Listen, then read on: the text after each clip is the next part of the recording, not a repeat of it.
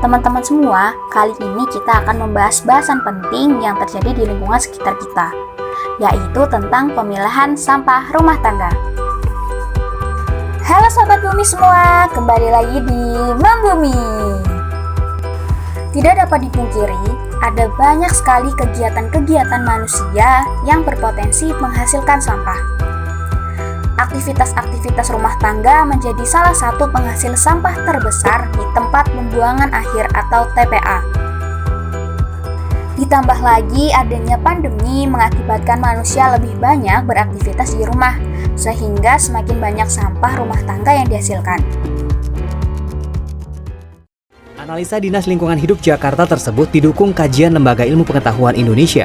Dalam survei yang dilakukan LIPI terhadap 715 responden pada 20 April hingga 5 Mei 2020, terdapat peningkatan sampah plastik selama pandemi. Sampah plastik tersebut sebagian besar disumbang oleh aktivitas belanja daring yang naik hingga 62% dan pesan antar atau bungkus makanan yang juga mengalami peningkatan 47%. Menurut WHO atau World Health Organization, sampah merupakan suatu materi yang tidak digunakan, tidak terpakai, tidak disenangi, atau sesuatu yang dibuang yang berasal dari kegiatan manusia. Nah, Sobat Bumi semua, sadarkah kalian bahwa sampah yang dihasilkan dari kegiatan rumah tangga tanpa adanya pemilahan akan berdampak terhadap lingkungan? Ternyata teman-teman, kebiasaan membuang sampah bukanlah untuk mengurangi sampah, melainkan hanya untuk memindahkan sampah.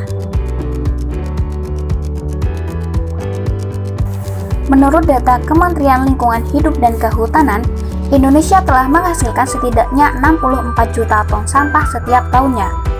Dampak dari banyaknya sampah menyebabkan kerusakan lingkungan yang merugikan banyak pihak. Pemilahan sampah merupakan kegiatan untuk memisahkan dan mengelompokkan sampah sesuai dengan jenisnya, jumlahnya, dan juga sifat sampah. Pemilahan sampah merupakan salah satu usaha kecil untuk mempermudah proses daur ulang sampah. Secara garis besar, sampah dibagi menjadi 3 jenis, yaitu sampah organik, sampah anorganik, dan juga sampah B3 atau bahan beracun dan berbahaya. Yang pertama, sampah organik. Sampah organik merupakan sampah yang mudah terurai di alam. Sampah organik terdiri dari sisa-sisa buah, sisa-sisa sayur, dan makanan lain dan juga tulang-tulang. Sampah organik ini dapat kita olah sendiri di rumah loh, yaitu dengan dimasukkan ke dalam lubang biopori atau dapat juga dijadikan kompos.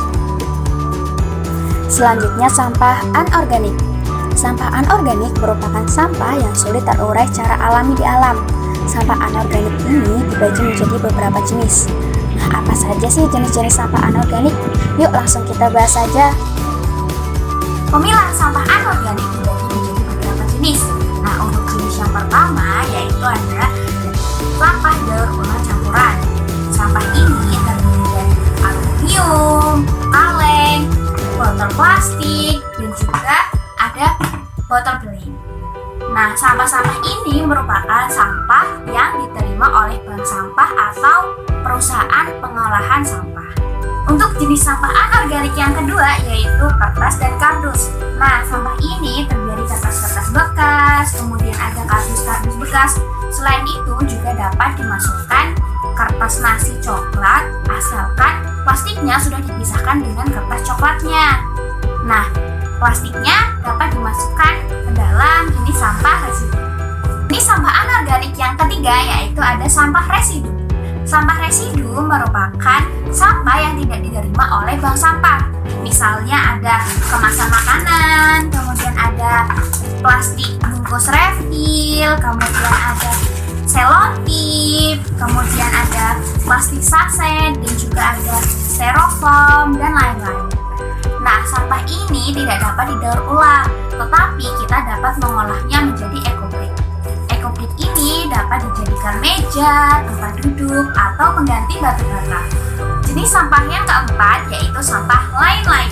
Sampah ini terdiri dari pembalut, kemudian ada popok bayi, dan lain-lain. Nah, teman-teman, sampah ini agak sulit untuk diolah. Oleh karena itu, cara terbaiknya yaitu dengan mencegah dan beralih ke pembalut kain, menstrual cup, dan juga clothing untuk bayi. Jenis sampah yang kelima atau yang terakhir yaitu sampah B3. Sampah ini merupakan barang-barang berbahaya dan beracun. Sampah ini terdiri dari kaleng aerosol, kemudian ada obat-obatan, kemudian ada baterai bekas, kemudian ada sisa deterjen, dan juga neon dan bola dan lain-lain. Nah teman-teman, ternyata sampah ini itu berbahaya sifatnya dan dapat mengancam kelangsungan hidup dari makhluk hidup. Oleh karena itu perlu adanya pemisahan dan juga perlu dibuang di pusat pengolahan limbah B3 setempat. Nah itu dia teman-teman jenis-jenis sampah anorganik. Nah sekarang teman-teman sudah bisa membedakannya ya dan sudah bisa memisahkannya di rumah.